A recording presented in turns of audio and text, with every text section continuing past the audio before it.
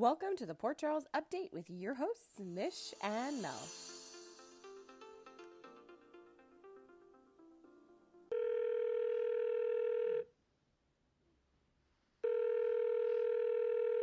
Hello.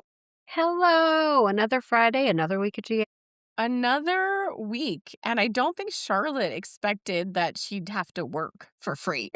I didn't expect it either, quite frankly. What did you think about that? When I saw her walk in there, I was like, okay, like I could see Charlotte in fashion, but it's also the fact that Lulu's like, here, enter my world. And it wasn't her world, it was Maxie's world, to be Yes. clear. Remember? And a mental note that. And then Lulu was like, I could do this too. And then, Mhm. everybody who's ever worked at Crimson, Maxie had to train them. Fashion was her natural calling. And then I think Lulu needed a job. And she was very with that attitude, like, I can do it too. Just like her husband. Yeah, exactly. Just like Nathan. I could do it. I could do it too.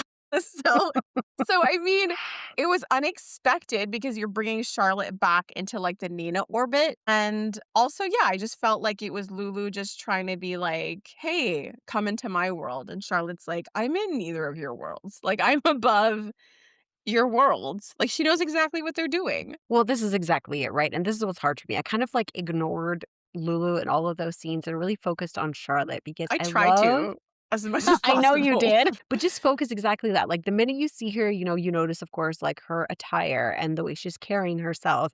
And I just love the way they're molding this spy. Of course, we don't want her in that world, but the way she carries it so easily as opposed to some other people who have been in that world. It just comes so naturally to her to become this chameleon, to ease in and out of places, to play the innocent act. I very much loved all of her interactions when she was there. Isn't it crazy to know that the traits maybe required to be a spy are also the traits required to maybe navigate the fashion industry and It's those bonkers. relationships? But what was it that Nina discovered? Because I remember she kept saying, Charlotte's playing us. And I'm like, okay, tell me more. And then she tells Charlotte, you're playing us. You don't like this. And I feel like that's all it was. And I'm Yes, like, absolutely. I don't think that she was hiding any of that, but it seems like Nina and Jacinda have found common ground. They seem to be cool. Yes, because Jacinda actually gets it. She knows what, a little bit of rebellion looks like and how to manage that and deal with that and how important she is to so many people around her. I think Jacinda really gets it. Nina's grasping at things. Well, yeah, I was surprised how Jacinda caught on to Mhm. Charlotte, and that's their first encounter, just double checking everything. Also, just the fact that Nina allowed her to take Charlotte to the Quartermaines later. Yes. So, I mean, there are things and dynamics changing, but again, the fact that these three women were together, Lula, yeah, that's what I call her to make it easier on me. Okay. So Lulu and Nina and Charlotte, right? Revisiting Charlotte's betrayal. Yes. That all happened so fast and conveniently. Charlotte's on her first day of internship and Brennan walks in. Yes. You don't find that I was like, tell me more. That was my tell me more moment of silence so we can talk tell about me. his loud talking because I'm like, who speaks that loud? I thought you were with me. And all this image. I thought it was a big deal. You know what I mean? Because it's even if Charlotte never overheard anything, she's had so many run-ins with Brennan. Everybody Yes. knows what he wants, and it's Valentine. So him showing up like that and ordering to talk to him right away, I think was really telling, even if she had known nothing before this point. But I mean, Yes. how badly done was this? The doors open and he laid out everyone's cards. He's like, Nina, I deleted a video. We both know that with it, everyone know your daughter was guilty. So then I'm watching these scenes. I'm like, does Nina know that Willow's guilty? Because Brennan is stating it like a fact. It's a Yes. fact for the audience, but it's not a fact for everyone in Port Charles. Nope. So then I was kind of lost in those moments. But again, Charlotte's just on the other side. She hears his leverage. And I was thinking, oh, I wonder if this makes her feel better about the situation because Nina is putting up a fight. But then I felt like I don't think she feels good about this because No. Nina agreed. And not only does she agree, she's like, okay, he leaves. Can you come back in and talk to me about your dad? Can you tell me? So poorly. It was like if a kid was trying to trick their parents into getting back together. I don't know. And then I was thinking, this could not have been a real plan, like on Nina's behalf. And so I'm like, is she being slick? Because she said, I need to know where your dad is. I have a message. I have a message for him. And I was like, oh, okay. But I mean, it's a good thing Charlotte wasn't buying it because I was sort of it's a like, very good thing. what do you have to tell him? I was like, write it in a note. And the next time I find a key on the floor, I'll put it under the key. Exactly. Perfect. Oh my gosh. But Charlotte's smart. Well, not really. Not in the way she went to go see her dad for the millionth Ugh, time. I know. And I loved it. He's like, your mom let you out of the house. Yeah, she trusts me again. She trusted me to not come here or do anything. So yeah, so Charlotte ran to her dad to tell him about Yes. Nina, and she had a thought. She's like, I could feed Brennan whatever you want me to. The thing, like, I love her willingness to help her dad, but her dad, I just love the way they make it shine how much he loves her and he's going to protect her and he's not going to put her in that position. But also, I was hoping that she was going to share the extra information that she found out. I know. Very disappointed. I know. Because that is explosive information. Especially with his new love and all the things that's going on with him right now. Yeah, like unlike some other couples on the show who were having moments today, like Justine. Like Justine had a moment. Sunny's having moments, but they don't have much to remember. Nope. But now Valentine, he's got a lot to keep him busy in that attic. Oof. That hallway attic. So when he was there, I was like, where's he going in his mind? And I was like, damn, that's what he's thinking about. Aren't we all thinking about that? Oh, yeah, 100%. Like, I'm thinking about this a lot. And so he's thinking about this, and then Jason busts in with a gun. Do we want to go to the beginning of how Justin? Jeez. What's going on with this? Lula, Justin? What soap opera are we watching? I don't know. Uh, So what about Justin? What did he do? when Daddy Jason busted in?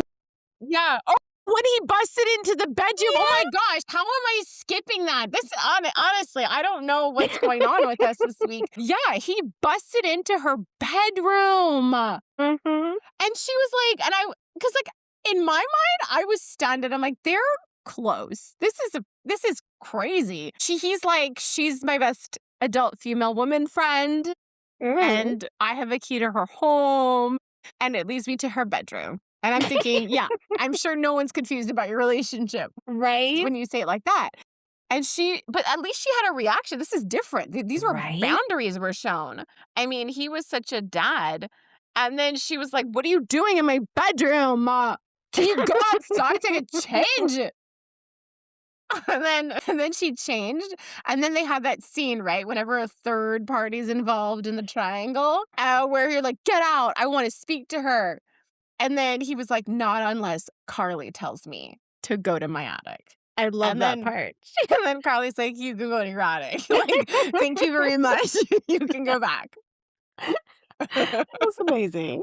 And then he came inside and he was all like, you're sleeping with him. What did you think of that? I was like, this is insane. And you guys wonder why people find your relationship weird? Like, I love Jason and Carly.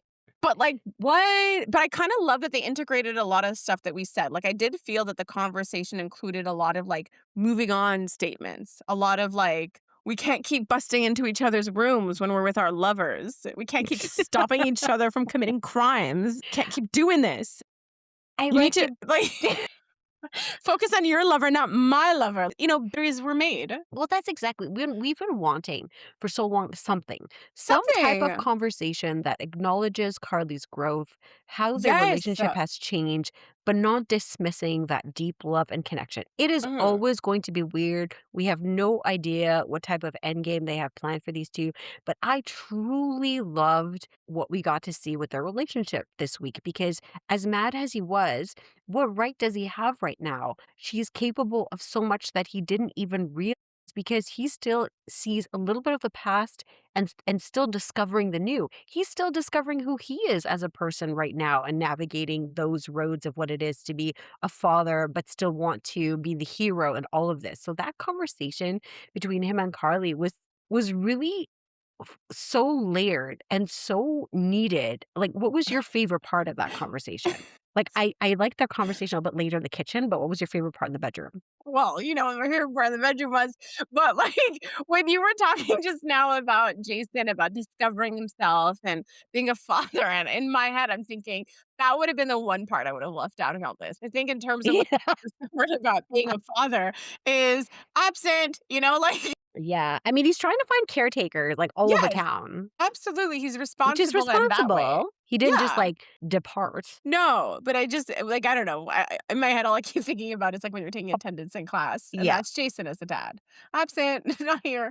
In terms of what I liked, I think my favorite part was when she called him on his savior act, Yes. because that's what we were saying. We were saying he transposed all of that onto Brit, and he just went full on there. But so I think that part was my favorite. Like, this part kinda took me aback. I think I was just shocked, as you pointed out, that it all really came to a head, that they really address their relationship and Carly's growth. And Jason, like you point out, is still growing because he said this. Like he's on a journey and he should journey further because he said, get rid of Valentine and let me help you instead. Mhm. I was like, I wish you could, but that's not how the cookie crumbled. Like, what are Yes. you doing? And the fact that Carly had to be the one to point out that, like, Carly's goals and whatever goals he has with Brit are likely to kind of conflict at some point. And he can't have it both ways. And she's just saying, like, you can't have me, but you could have Brit. And what I'm seeing is he knows what he can have, but he seems really reluctant to have a life that's not centered around Carly. I know, and that's what was so delicious about it, and I know nobody heard this conversation, but No, but we did. everybody says, it's like basically Carly holding him tight and Carly Mhm. not letting him have friends, and she's making him believe she's the center of his world. No, that's really not the case. She's been fighting for her independence, or not fighting, creating her independence and building this life, and exactly in that moment, exactly that, like, he does not know what to do when Carly doesn't need him 100% of the time. He is lost. Yeah, I mean, look, they have a special relationship, and the way that he's explained it to other people, I think, is just she's like, look, Sunny and Jay. I think this is our conversation. Sunny and Jason and Carly are family, and I think in a way I do understand what Jason meant when he told Jocelyn, "I made a choice, you made a mistake." Yes. I do think that when Jason made that decision, he was making a decision. Like, he was making a choice. He didn't like his life and he chose this. It's not like something happened and he was emotional and someone took advantage. But it's also a different time and storyline. Like, those main characters, like Carly, Sunny, and Jason, went through some real, I can't say the word, some real stuff. They went through some real heavy things and they made choices early on, making these adult choices. Joss has been cushioned. Her Yes, whole life has been given everything, has been protected so that she wouldn't have to go through and have to make these these life or death choices that they've had to make in the past. And there she is making that stupid choice, right? I know. Like, the one time her boyfriend gets murdered, she's just like loses it. And I think when it comes to Jason, Sunny, and Carly, they were very alone in this world. And that's the thing, Yes. like they became family to one another. And while Sunny's relationship evolves with Jason and with Carly over time, or however things have evolved, I mean, that's the reality, is that they got to be their full selves with each other and they were there for each other no matter what. So that is sort of the bond between Jason, Sunny, and Carly. And I think Yes. more so between Jason and Carly, they had a different relationship and they've gone over this, like he's been with other people and he says it. She just stuck around. Like, Yeah. he didn't necessarily want it, but, like, she stuck around, and it came to a point where it's kind of like what Jocelyn's going through as a spy. She's trying to defend all of her lies, but the reality is you can't have a shared life with your family Yes. anymore because a big part of your life is a lie. And I think the thing is with Jason, there was this real world that Carly and Sunny were a part of, and whenever he tried to have a life that wasn't real, to have a real life with Jason, you had to be part of the ugly stuff. And that's Yes. the thing. Carly was always a part of it. And she saved him and she, risked her freedom so many times for him when it came to the legal matters with him and with Sunny. So yeah, of course, there's just a different relationship. They legitimately had no one but each other. But, their worlds grew. But I agree with you. All in the early years, for people who've watched, I think it was just a bit of a vindication to kind of acknowledge the two-sided nature of their relationship. And yes, Mm, it was depicted. It was a different time where it was always Carly, Carly, Carly chasing after them. But when you look at the flashbacks, you see, Jason always made space for her. It was more subtle. yes. Like he made space for her. He showed up. But I find that when he came back after the first time he died, he became a character that was slightly more emotional. And his love for Carly, I found, was more explicit.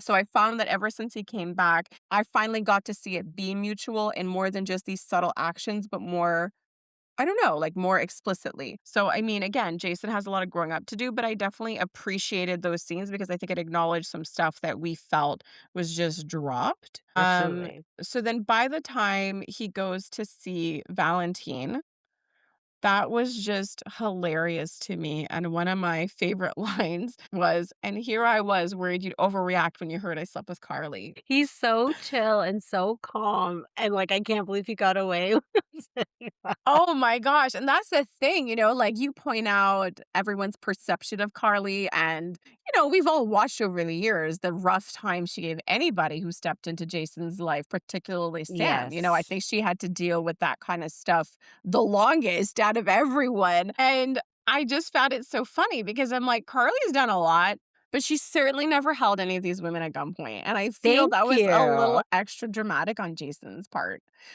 'Cause he held the gun on Valentine because he slept with Carly. Isn't that wild? Wild, Oh, wild. it was I'm bonkers to me, like, he just put it down, he's like, "Explain to me why I should not kill you," essentially. "Treat her Yeah, right or die." I was like, "Wow." like, I don't even think Sonny has ever cared No. that deeply about, whenever Carly moves on. If Carly moves on and he wants her, you know what he does? He seduces her. That's what he does. He's like, come on, cheat a little bit. Like whenever he's annoyed at her moving on. But this was really crazy, but it was clearly like a passing of the baton, like I'm going to be away Yes. and I need you to take care of her. And the funny thing is that Jason would have never gone to Valentine if he didn't trust the words coming out of his mouth. Very true.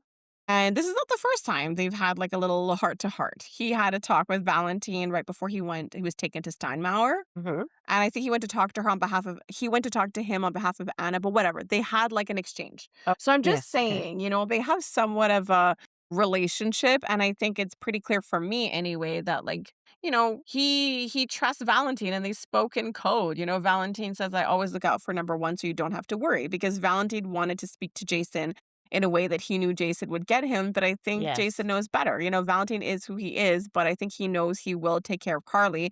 And even in the end, he told Carly, you have to stick with him. And I'm just thinking, she has. She absolutely has. She's followed everything he says. Like, she's different with him. I loved that conversation though, because the way she interpreted what he was saying, he's like, "What I'm seeing here is trust. You're not abandoning me, you're trusting me." And that was so amazing. But that is huge growth and healing for Carly, the fact that Yes. she doesn't feel abandoned. And it's so crazy when I think back to Carly's storyline and how like anxious she was. Like in those early years, like she was very possessive of Jason. There was such a Yes. frantic nature to her relationship to him because she had no one else and she wanted to be important to someone. So it's so Exactly. insane to have watched over the years how she's been so frantic and anxious and protective over their relationship to more lax and to more confident to it. And I think now, like for somebody who's struggled with, feeling abandoned or not chosen, to just not feel abandoned even when he's leaving. And that's the thing, he's leaving when she's in a crisis. Yes. So I found that such a cool moment for anybody who's watched for like a really long time of how significant that moment was. And, like, I kinda look forward to what it's like when he does come back because now that they've been really explicit about permitting one another to have their own lives, and I think maybe he'll Mhm. feel comfortable now. Like, now with Carly's permission, maybe he can finally feel like he can really invest in someone. Hmm. I can't wait to see what that looks like. I know, but one thing I will say about their interaction, like you said, I don't know what they have planned. Like a soap opera, we have no idea what's going to happen, whether the character comes back and does stay for like a long time after the fact, whether they're endgame or not. But what those scenes really gave, the vibe for me was definitely in another life. Yeah.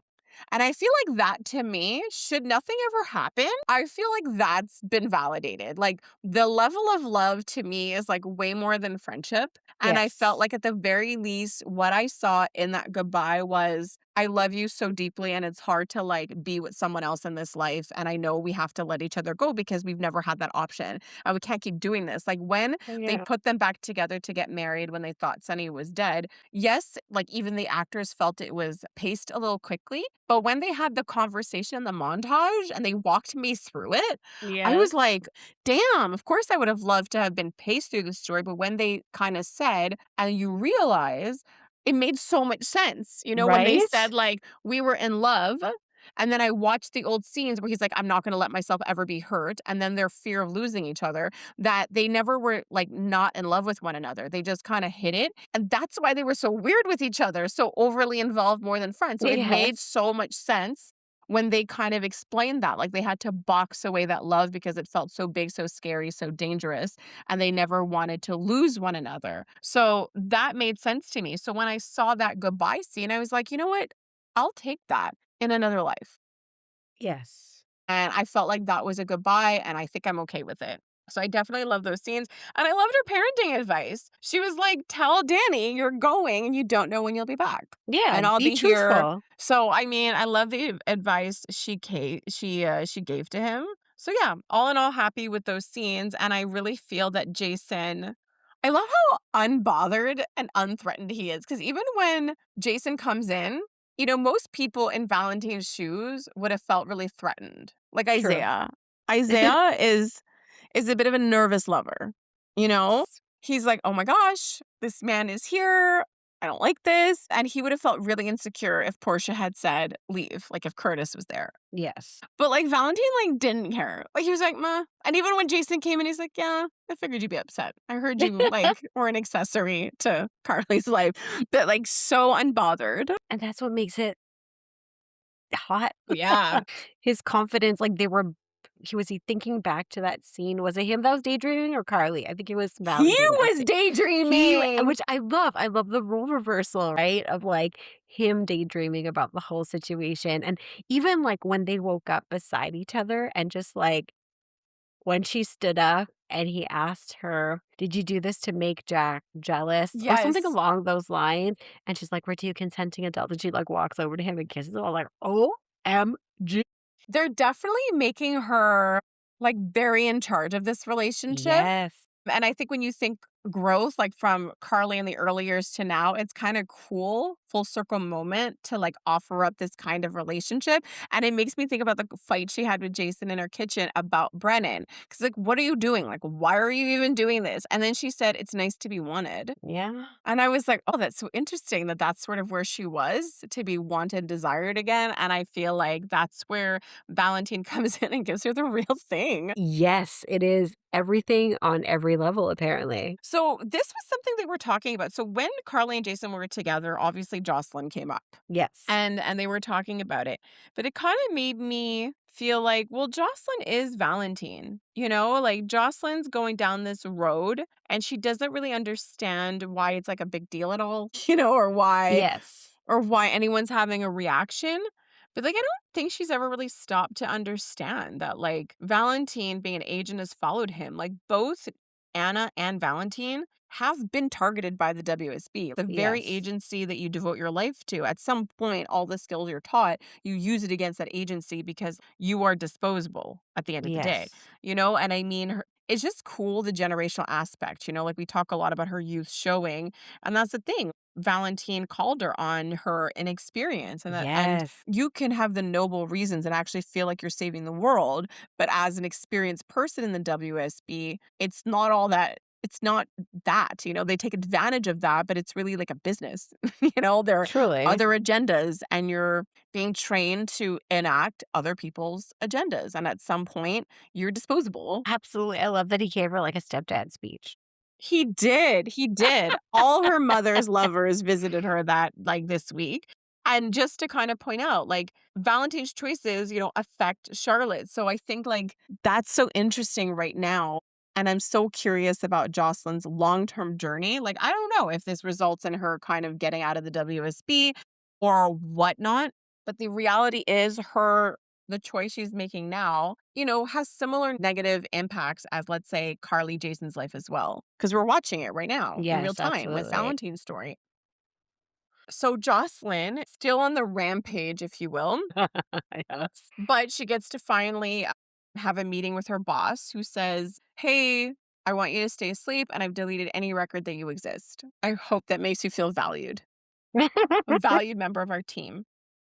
And then he tells her about Cullum and she's like, "What? Oh, I don't know." So it's like, I don't know how she feels because I feel like these were like, I was watching The Bachelor. Brennan comes in. He's like, "I care about you. I care about your mom, not enough to dump her, but I care about your mom." And then Valentine comes in Yes. way cooler, way more slick, gave her some advice, and then walked out and also called her on her crap. Yes. And so I wonder who she's picking.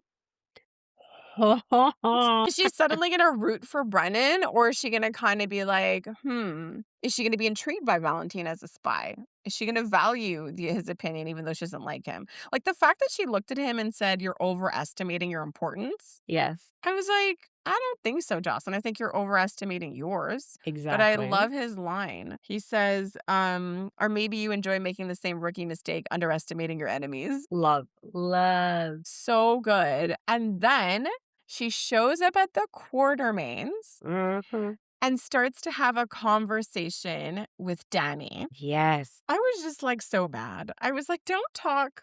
Don't talk crap to Danny about going to your mom's. At least she came up with an A good explanation. yes, yes. But remember how we talked about Jocelyn as Jason and Christina as Sunny? Yes. Notice she was wearing a leather jacket. She was. Good observation. Okay. And also what I felt like is Jocelyn is such a child because she decided that she could tell Danny what to do. She said, "Oh, Mhm. I won't, you do whatever you want. Us kids got to stick together. I get you more than you think, Danny. I understand the need to break the rules, to stick it to mom and dad. So we're in this together, you and me, and my leather jacket." I was like, this is so This hard is to watch. wild. Yes. Because she was walking around all angry, and then she goes to talk to Jason. It's like, what do you want him to say? It's like, Honestly. he's like, "I let her do what she wants, just like I'm letting you." And she's like, "I didn't think you'd come up with something so clever." Like, it's just so silly. Like, she's so mad and she's stomping her feet, being like, "Why won't the adults that raised me do what I want them to do? Why won't they let me steer the ship?" And I feel that's what she wants. Right? I think she just wants a flip of leadership in her own circle. But if I was Carly, I would just call her bluff. I'd be like, "Go on, turn me in. Right? Go after Sunny. Right my wrongs. Destroy us all. Go for it. Destroy You're so us all. smart. You're so smart. You know better." Like, I don't know. Like, that's what I would do. I love it. Yes. Yes. But I felt like Jason talking to Michael and asking him to look out for Danny, even though he's not officially giving him custody, which is exactly what happened with Jason. Yes, exactly. I just felt like it was such a full circle moment. Yes, you took the words right out of my mouth. It was such a beautiful Mm-hmm. scene. And Michael's he's like, you don't even have to ask me, like, so willing to help. And I love his moment with Danny afterwards by the staircase. And them just like, Michael's like, I'm the cool uncle. I get it. I know, because like Michael is so stiff, like he's not chill. Like, he's not He's chill. got no chill. No. So it's so adorable because, again, trying to appeal to a teenager because, look, if anybody wants to Google it, there is a scene back when Michael was played by Michael who woke up from the coma. Okay. And this is when Michael was acting out. He was being a teenager and he was Okay. acting out. He was trying to get into his daddy's business. Mm-hmm. And he's at Carly's house and Jason starts like yelling at him. Mm. Yelling at him. He called him a swear word. Woof. Yeah, the word that you used to hear way more often on a soap opera.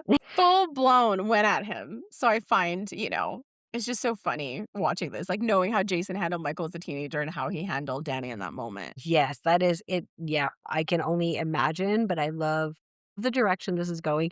And like, we didn't know how Jason would leave, and I didn't think he'd be going to Canada with Britt, but I love, the support system. And I'm so glad because we talked about it last week. Like, how does Michael fit into all of this with helping out Danny? And he finally gets a chance to. I think Britt is leaving. Oh. You know? Yeah. So then how is that? Because if she is leaving, that does kind of suck for her, but I don't.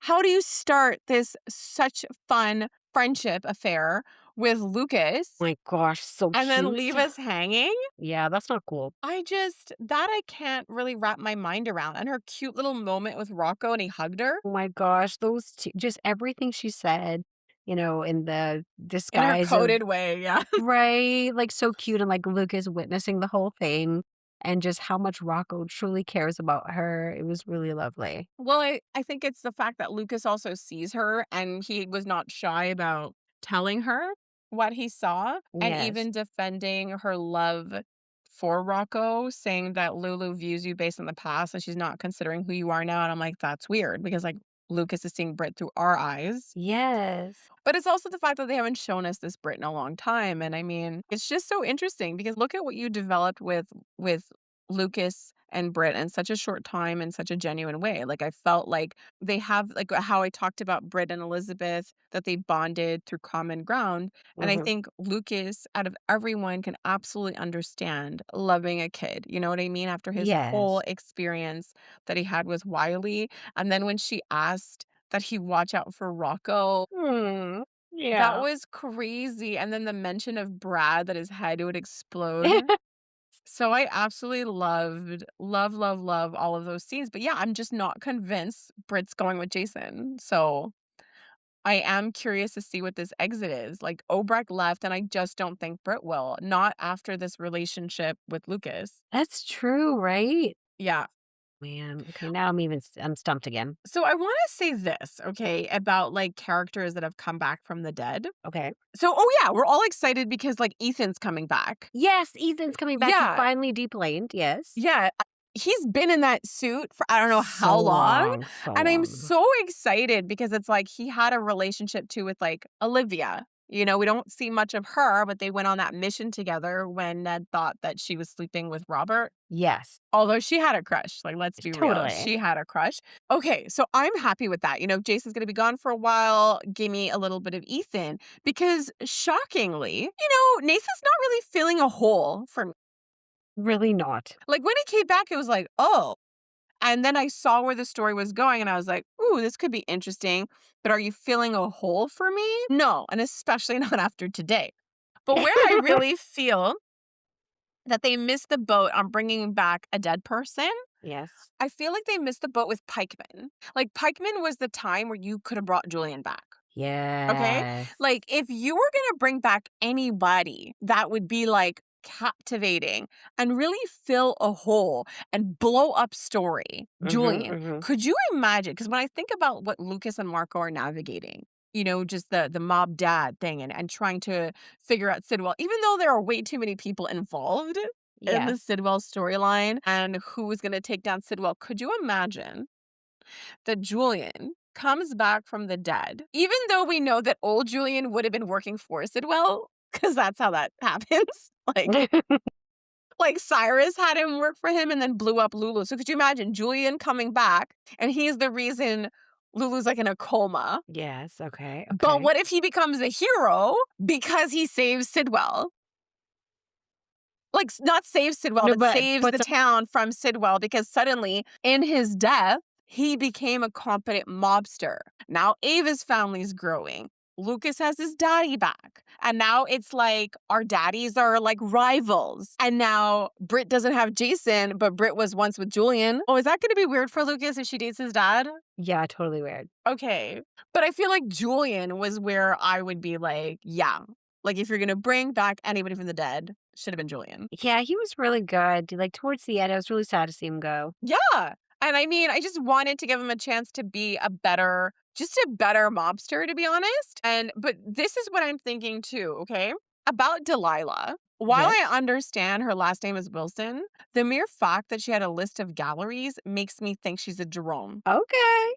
And maybe she was looking for her Aunt Ava. Okay, I did not even think about that. I'm loving this. Well, it was a list of galleries. Like, sure, it could have Yes. just been more proof that she's from New York or visiting New York. Who knows? But she had a tattoo and I like, because guess. Ava didn't know she was a Jerome That's for a long true. time. And then she found out she was part of the Jerome family and then went searching for them. But what if Hmm. this girl new? I don't know, but I'm wondering. It would be cool for the expansion of the Jerome family. I agree. That would be pretty cool. Those are my thoughts on that. But going back to the guy who did come back from the dead and moved on in 6 months, Nathan and Lulu. So look, I am upset. Like, I watched today's episode on Okay. Friday and I'm just like, well, this is no fun. Like, this is no fun. So anyways, Lulu and Dante decide to go together to tell Dante. Yes. I was like, is their goal to force him to take it? Like, you know what I mean? It's different. Like, what are you supposed to do? Like, Dante doesn't love you, Lulu. Like, he's not in love with you. And I'm sorry, but his relationship with Nathan, they're not as close as Lulu and Maxie. Exactly. And I just found Lulu completely insane. Like, ever since this happened, she has gone out of her way to vilify Maxie Yes. for not supporting her decision. Because that's the thing. Like, for Lulu, this is a brave choice. It is a brave It's very choice brave. to stand up and be who you are. Ew. So gross. So gross. And I Yeah. need to follow my heart. I'm like, you kissed once. You bonded over trauma because the woman you Mm-hmm. both love, you thought she was gone. But they're here just being like, all this over a couple of feelings. Right? You know, I can't with this. So No. they go and immediately Lulu accuses Maxie of telling Dante out of spite, as if Maxie was supposed to know that Dante Exactly. didn't know. And the fact that you get to do this, but Maxie is not allowed, according to Lulu, to have a reaction or require support simply because she chose Spinelli. Because she chose Spinelli, it erases all the nuance and all the complexity that Lulu Yes. wants so badly to forget. What did you think? I found it incredibly frustrating because I wanted Maxie to say more. Lulu, like you said, is going around town. She spoke to Tracy. She spoke to Carly. Carly, of course, offered great advice in the sense of what do you want? Where do you see something long term with Nathan? She was truthful and honest with her in a very real way as to how to navigate her life, essentially. But at the end of the day, we all know that Lulu's going to choose whatever she wants to choose. And between the conversation with Nathan, I'm happy that Maxie got out what she needed to say in the sense that he moved on in 6 months. I wish they had spoken a little bit more about that with her and Nathan before Lulu came in. And Maxie's conversation with Lulu, I wish there was more to it. I wish she had really made her understand how she felt. I know it's complicated and it's hard to vocalize what they're feeling, but I wish she would have brought up, I went and painted your nails and you stole my husband in 6 months. Why was that line not in there? No, I understand what you mean. I did really appreciate the conversation Maxie had with Nathan. Yes. I understand. You wanted more, like a longer scene. You wanted more meat to it. Yes. You probably wanted Nathan to say more, but as we saw, this man had nothing, came with Nothing. nothing other than I need to move on too. And I'm like, oh, the hard struggle Right? of her being gone for 6 months and you were dead for 7 years. I just can't with that. But as for the advice she got, Lulu, before she even stepped in to Maxie's house, like you mentioned how she talked to Tracy and Carly, for me, I was just really annoyed because Lulu was gearing up. Even Yep. before Maxie woke up, she could acknowledge the complexity, but then she has amnesia when she's Mm-hmm. actually, besides maybe talking to her mom, all that goes out the window. And what I found she did was in talking, the way she spoke to Tracy and to Carly, it wasn't just help me, help me. It was, and you said she's going to do what she wants to do. She's saying, here is me. I'm innocent because I have no control over my feelings. But Yes. Maxie's gonna be mad. And she was just trying to kind of get people on her side. She started with, Absolutely. I'm a victim. Are you mad at me? Is this bad? And I was just kind of annoyed that Tracy, I mean, I know she loves Lulu, but she immediately jumped in and used the line, well, Maxie can't have both. I know. I did And I not like feel that. like what Lulu needs is real guidance, actual guidance. And it's not necessarily immediately validating her. Because look, bottom line is, I think Lulu has the right to do what she wants to do. I think she has the right to decide she wants to pursue something with Nathan. What she doesn't have the right to do is put these really unrealistic expectations on Maxie. She keeps getting frustrated that Maxie isn't giving her the response she wants. And that's what I think is insane, because I could have respect for that. Part of me has to follow this. I've lost so much in my life and something came alive when I was with Nathan. And Yes. I know how horrible this is. He was your husband, and that's what I mean.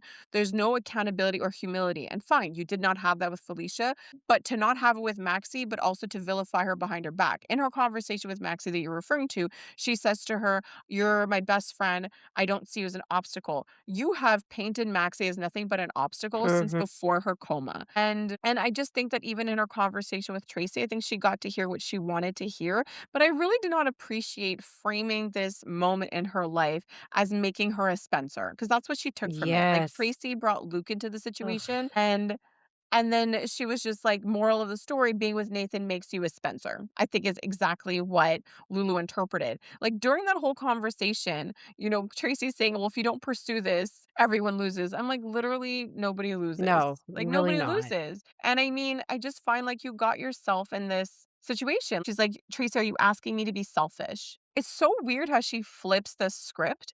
I'm Yes. like, but you got yourself here. You kissed him in public. You attacked Maxie. Like, you know Yes. what I mean? And when she went into Dante's office, you accused her of being petty. You won't even allow her to sit with the heaviness of your news. You won't. You told your mother how bad this sounded. You're telling Tracy, but you're encouraging me to be selfish. What I did is so bad. But then to Maxie, you're telling her, no, you don't get to have a choice. And you're just attacking Exactly. her.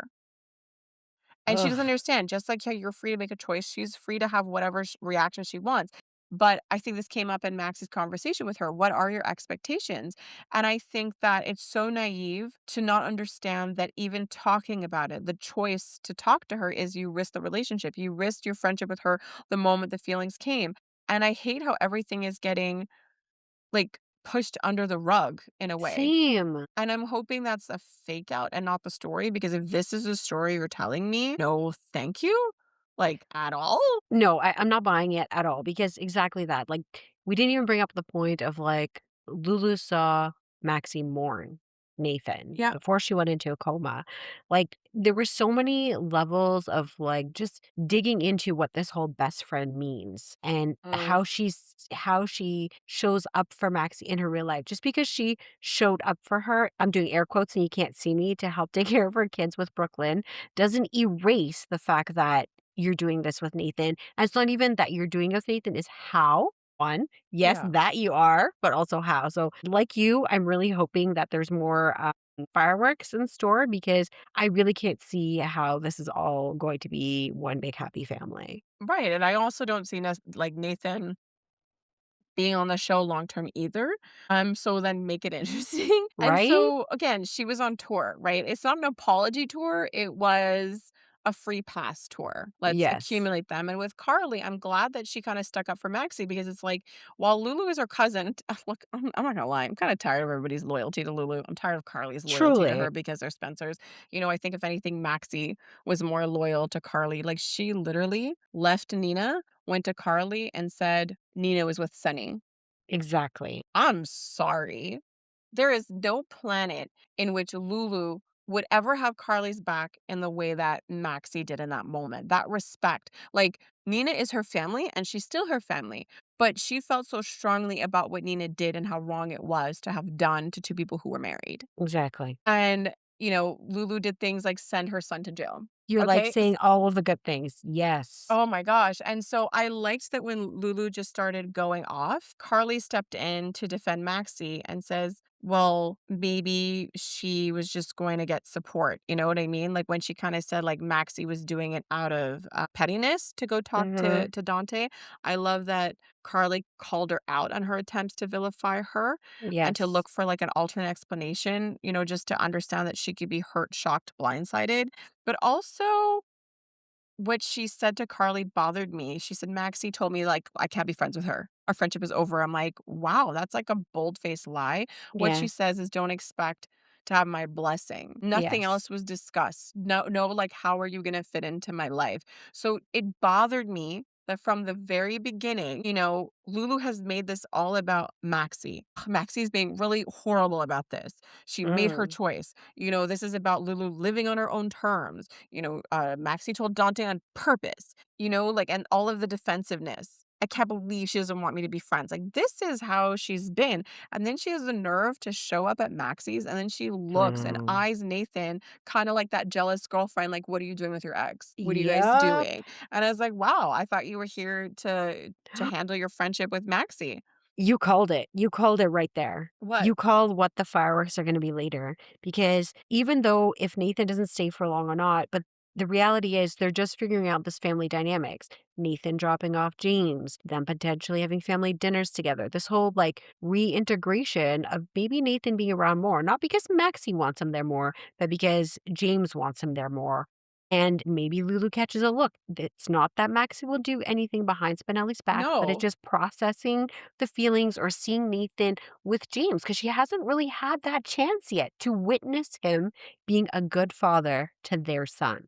Oh, And yeah, she that's was when Lulu's gonna lose her everything. oh, that's interesting, and then he'll really see her. I love that. Mhm. But, yeah, because they were living in a bubble where she was pretending to be James's mom.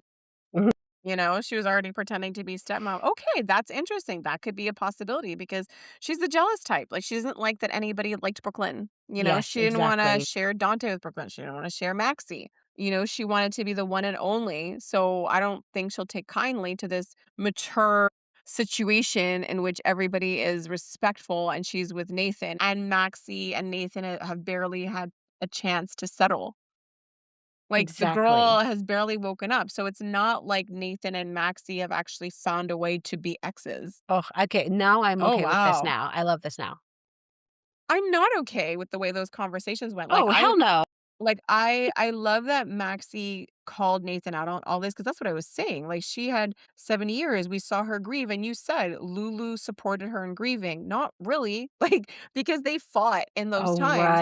So right. in that big part of her life, you know, Lulu wasn't really there for that. Mhm. And also what bothered me when she showed up was not just the look and her interest in more of Nathan, but it was also this whole thing of, "Well, maybe you can stop talking about me and talk to me." I'm like, "All you've been Oh, I doing cannot. is not even talking about the situation," because when Maxie was talking to Nathan, they were talking about the situation and how it made her feel, and yes, Lulu's name came up, but Lulu went out of her way to vilify Maxie, to Tracy, to Carly, to her people. What I did love, though, with Lulu being so petty, the only one petty line that Maxie threw out was when Lulu came in and she says, "Welcome in, this was your house." Meaning, Yeah, take what you wanna take, obviously. I love that she did that.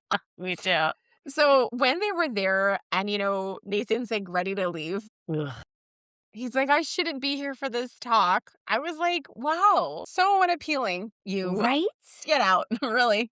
Go." Like, Ugh. I've had enough. Look, Maxie held her own. It's not like she's oblivious to Delulu. Mhm. She's not blind to how she covers any of her responsibility, but there was just way Mhm. too much mixed messaging. I feel like Maxie did a good job of calling her on some things, but what does that matter when somebody is so blind and talking in circles? Like, Maxie is Exactly. grounded in her perspective, but Lulu was all over the place saying, "I would have walked away, but selfishly, I'm glad you chose Spinelli." Yes. Then when she sees she's upset, she reminds her that she chose Spinelli by saying, "Spinelli went through a lot in your coma, and he was your choice." Like, she constantly uses her choice against her, trying to dismiss any reaction she can have, and I loved that Maxie said, "Do not try to minimize this. He was my husband, we had a child together. Stop Yes. trying to make it small." And I don't like that because Lulu acknowledges that in private, but never to her face. And I think, like, that's the thing with Lulu. She doesn't understand what bravery is. Brave is like being accountable, having humility, really stepping into Maxie's perspective. Brave, and if she really is your best friend, is sitting there in the discomfort of the choice you made. Like, you know the path you want. And to have a real conversation is to give Maxie space. She hasn't had time, much less space. And not only do you shove her choice in her face, you won't stop shoving the fact that you were in a coma. We know. Right? I found that she was really combative, and when Maxie told her how she really felt, that she really felt betrayed, her only response was, "No, you weren't betrayed because, like, how could I tell you?" Like, that was the best she got. "How could I tell you?" Yes. And when she tried to explain, "I'm gonna lose both of you," like, obviously with Nathan, there would be a lot of mourning. This is her ex. It's not like she's gonna go talk about anything going on with Spinelli, but she has to Mhm. let him go and see him and now co-parent someone she never broke up with, never wanted to Yes. end things with. Yes, she made a choice, but this is so strange. You know, it's not like she's been through a divorce. Yep.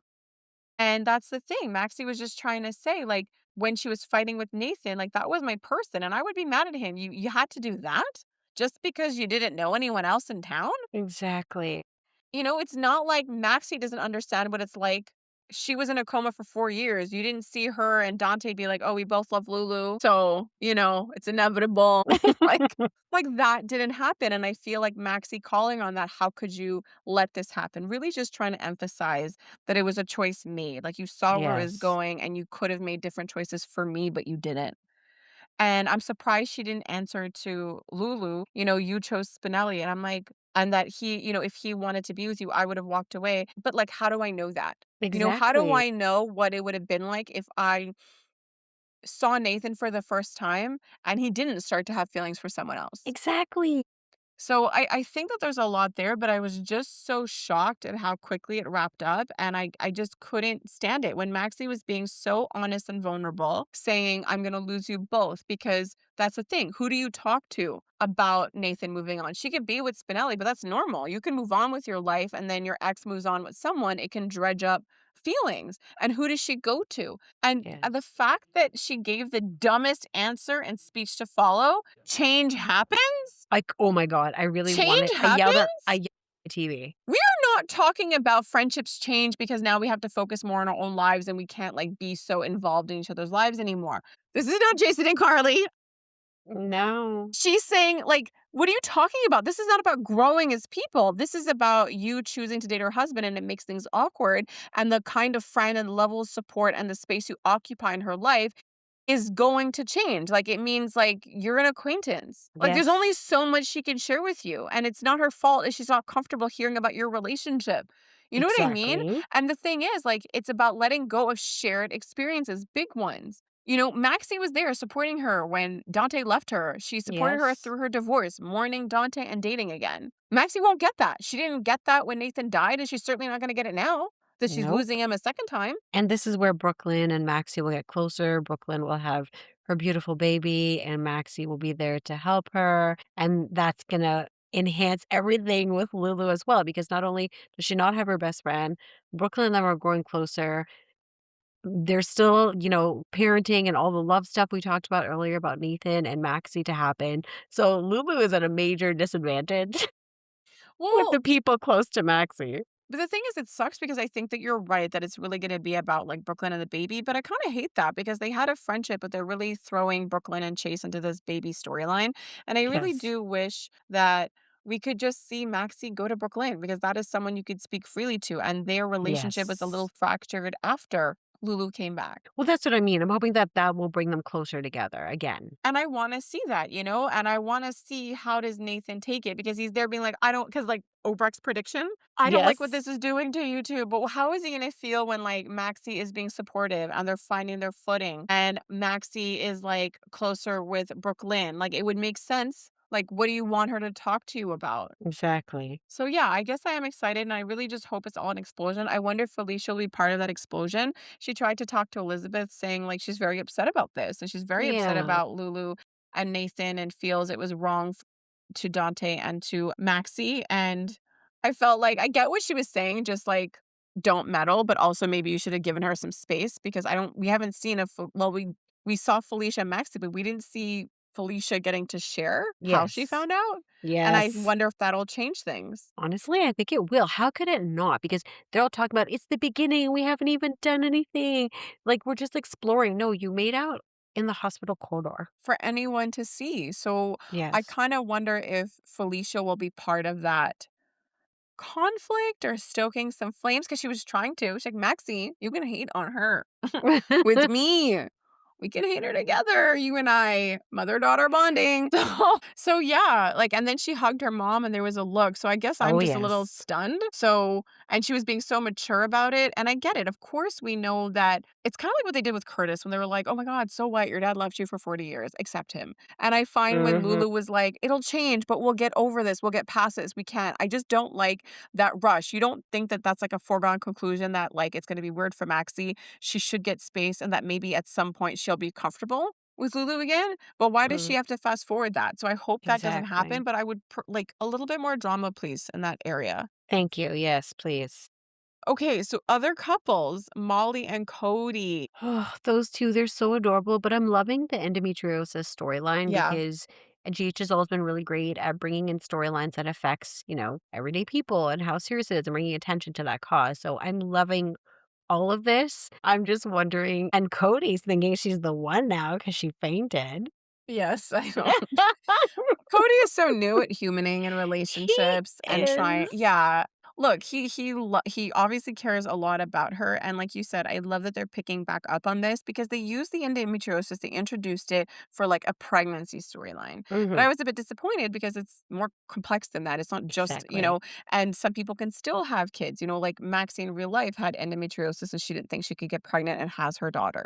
But it's Mhm. the pain that women go through. It's that. So I was so happy to see that depicted, the fact that she had, like, the heating pad on her, the fact that, like, Yes. hey, it's a new relationship, you're on your period, you're experiencing a lot of pain, no kidding you wanna be at home. And it Right? just you can tell that Cody has no sisters, no woman in his life, no ability to understand that component. But interesting fact, everybody, so Kate Mansi has endometriosis. So apparently she Yes. had spoken about it and they included a bit of her experiences in here.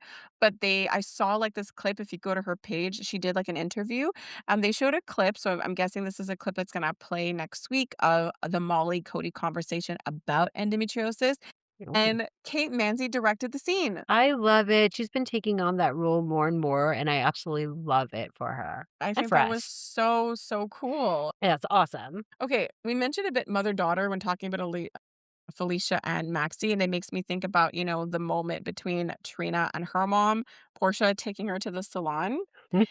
And I loved how quickly they brought that together. Like, I will say this, sometimes they bring things together quickly, but they do it so well. So, like, Stella is there, and I'm like, I couldn't tell by the wrapping. I'm like, does she know about Jordan, the pregnancy? But then I was I like, oh, it know. was just a housewarming gift, and I love it. Why are you here when she's not in her home? I love it. I Don't you love think her. you're overstaying your welcome?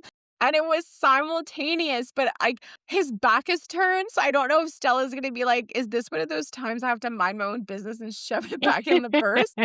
But I loved more than anything, like, the moment she walked in, I was like, "Portia is owed this," because Jordan was invasive, Yes. calling her on her pregnancy, Yes. acting like Curtis needed or deserved this level of, like, vigilance and watching out for him and protection, and you took away her ability to choose when to say. So part of me is Absolutely. like, you should literally text Curtis right now. She's pregnant. She needs to go to his condo and see his face because, the whole lies, and he's, like, super chill now, and, like, he's gonna have 2 babies on the way potentially, like, you need to see that expression on his face. Portia cannot Could get you that imagine? satisfaction by text, but I absolutely love Portia's, like, "You got to be kidding me," like, her face. So good. It was really a satisfying scene, but I can see this. I'm coming with you. What? No, you're gonna tell him now, just No. like you forced my hand? And Exactly. then Curtis is still staring at the door, and then Stella's panicking with the box in the Yes. background. That would be such a funny scene of all the ladies in his life So being there. good. But just a question. Now that Jordan is pregnant, do we vilify her? This is what I'm not understanding. They broke up. She Yes. slept with Isaiah. Fine, she didn't know who the dad was, but he's the Yes. one who's sleeping with his wife that he was mourning. Well, that's what he told Stella. Because I spoke at the same time that Curtis was talking because she's like, "Don't you need time?" And then while he was running his mouth, I was like, "Well, he wasn't all that committed or interested or devoted to Portia, so Yes. he did that in the relationship." And then I heard the similar statement. I'm like, "What did he just say? That he already grieved that in the relationship?" That's what he said. I was like, "You're such a jerk. You're such a Honestly. jerk because you never really chose to be there." You were shot and needed a place to live and someone to take care of you, and she was a doctor. So, I think it's gonna fall apart because she already has a grown son, and she's already made it very clear that she didn't want more kids, and if she decides the route of ending the pregnancy, Curtis won't be able to handle that. No, he'd have to pay his own rent.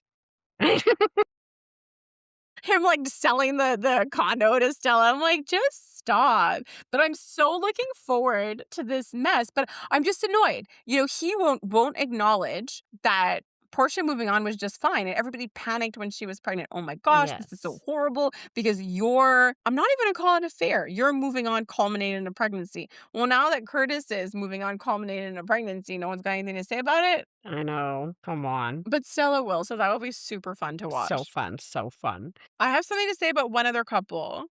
I just think if the first scene with Dante and Elizabeth was the one that we had today, I might have been more on board with that. The scene of him just coming there naturally, like, I'm just saying it just could have happened a little bit more naturally. I'm not I necessarily agree. opposed to it. I feel like in a way they're such a perfect fit. They're both super self-righteous and very like, "Oh, we're about the law." So I think that in that sense, like just how they are, their personalities would work a lot. Like if we take those two and how they worked, let's say in the Sunny world, or how Dante used to lose his mind over all of Lulu's attempts at crime. I Yes. just feel like they're more calm. They're more calm. They're like, we don't want to do crime. Well, she doesn't want to do crime anymore. She's like, I am not gonna help a man hold a pregnant girl hostage Yes, not again. anymore. Done with that life. Yeah, I forgot about her crime. That is not where I thought you were going. What couple were you talking about? Christina's weird vibe with Jacinda. Yes, I kept forgetting to post this. It was driving me nuts because I have the perfect picture. Well, I'll put it for like our podcast post. Okay. But yeah, I have a picture of those two because people were talking about this a while, like just in the general, like fans talking about are there vibes there, and they like, and so in this particular scene, I would say like Mhm. yeah, for Yes. sure. But it's like not the first time she's sort of done this, except last time Dante wasn't with Valerie anymore. Oh, right. Yeah. Yeah. I don't know how Michael will take that because he's not broken up with Jacinda. No, like, they're together. Yeah. And they seem really in love, like, that scene when they opened the door and it was, like, now Michael and future Michael with, like, Danny right beside him. Yeah, it was family. He's It like, was my it was family's just at the door, my family's beside me, my family's a couple. I think it was great. Everybody was doe-eyed, it just was just completely overlooking DNA. We're like, we don't see it. It's not in our eye line. But yeah, and then, like, when they're, like, making out and Christina walks in and it was just there was a lot of weird kind of, like, awkward insinuating something, and I think Jacinda is just the kind of person that people gravitate towards, so she will have to shut Christina down, but what is that gonna do? Like, there's something that's gonna happen, but I don't think it's going to be them getting together. Well, I think the bar, like I think they're telling us once her bar opens, Jacinda will be there without Michael at times. Yeah. That's what's gonna happen. And it's a parallel story to, let's say, the Maxie, Lulu, Nathan, and it's gonna be interesting to see how that's navigated. Oh, Maybe yes. there's some parallels there. I don't know. Maybe Christina would be like, "No, he's like a brother to me." We don't know. We don't know. What I don't know either is what type of revenge Alexis is gonna have over Willow. Oh, man, I don't know, but I loved her rants at Bobby's. "Why is he your lawyer? What about Diane?" And she was just going off, like, "He's just Love gonna it. betray you. Like, why now?" And I just shouted to the TV, "Ayahuasca? Like, he Hello. told you why now. Ayahuasca. You did this." So silly. It's so But silly. yeah, oh, yeah. No, that was really bad now that I'm remembering what happened with Willow, how she took back Scout. That was pretty dark. Like, this is insane. Like, her and Nina are sitting side by side. Yes. Nina is, like, being honest for once, and Willow's like, "Now's not the time for me, per se, for the honesty." But I loved how both of them, like, we never needed a DNA test. They're both like, "This is No. so crazy. Like, I asked this powerful man for a favor, and then he tried to collect, and now he's bringing children into this to manipulate me." It's like, how many people can literally say, "Oh my gosh, I can relate. It's happening right now." Right? Like, she spun it really well, but how hurtful. How hurtful, because Scout is not gonna want that. No, not at all. That I poor am, like, thing. so heartbroken for this girl, but the restraining orders being lifted was kind of like everything, but even at that, Yes. it's, like, temporary until Drew wakes up and is angry again. But I like that Alexis managed her feelings about it and was able to even go see Danny and, like, give Yes. him good news in that way. Yeah, it's all pretty wild to me. Well, maybe Danny being able to go over there. Like, you know what I mean? Like, if Willow's willing to have Danny there, I'm just thinking about Mhm. Scout right now. Yes, of But course. this is crazy. This is crazy. If Danny's allowed to see Scout, maybe Charlotte will go hang around with him. Yes. I don't know where that I think that's gonna Oh, lead. okay, okay. I was like, then Oh. Charlotte will discover the Morse code blinking? I don't know. Maybe because like she already knows tidbits, not the blinking. No, not the blinking. She has her eye on Willow. She has her eye on Willow. So I mean, like if she's around, Oh, I gotcha, think gotcha. it's more about what she knows about Willow, the fact that she knows a little bit about Sidwell, and maybe making a Willow Sidwell connection at best. Okay. Okay. Yeah. One thing I did think was funny, what do we call our logistics corner? When everybody was at Bobby's, so Mm-hmm. Brennan and Carly were behind, air quotes, the window The wall. TV, watching the Cullum show and every single thing he was doing. Like, do they think they're invisible? Do they think this is like an actual wall? I was very intrigued by what Does people thought was Joss happening. think she's invisible? Like they're just, that was so good. And Cullum's convinced. He's like, it's okay. I covered my tracks with her. I told her I was the caretaker. And I loved what she said. She's like, "You're too soon. Are you going to date It was Lowly's so funny. service worker? Are you going to date?" I was just like, it was really funny. Like she covered really well and ran right back out. But that was hilarious. I was like, so this is a show. It is a show. And good luck with your loan. Like that's so insane, so insane. But like, could you imagine? Like Carly's mad now. Like she's mad Yes. now. Imagine when she finds out that he disappeared evidence for Nina. It's gonna get so good. So I think we talked about all the things and we covered all Mhm. the stuff. What is your favorite line? I think I said them and they were all by You did. Valentine. It was all by Valentine. I love that. Favorite lines by Valentine.